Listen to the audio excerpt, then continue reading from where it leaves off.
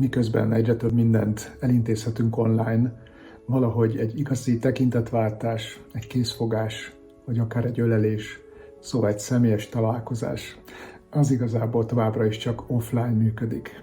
Egy ilyen alkalmat szeretnék ajánlani a találkozásra veled. December 15-én szervezek egy dedikálással, könyvvásárlási lehetőséggel egybekötött találkozót. Ennek az a célja, hogy valamiképp tudjak találkozni én is azokkal, akik olvassák, vagy szeretik a könyveimet, vagy ezeket ajándékba adnák valakinek, akit ők szeretnek, vagy akik a személyes fejlődése számukra fontos. És nagyon szívesen dedikálom, írok bele akár valamilyen személyes üzenetet. Szóval szeretnék ott lenni egy kis ideig, hogy akinek ez fontos, akinek ez számít, annak elérhető legyek. Ha gondolkozol egy ilyesmin, ha neked is jól esne egy ilyenfajta személyes találkozást, nagy szeretettel várlak, és csak annyit kérek, hogy segítsd a szervezésünket azzal, hogy regisztrálsz, meg azt is előrejelzed, hogyha szeretnél vásárolni.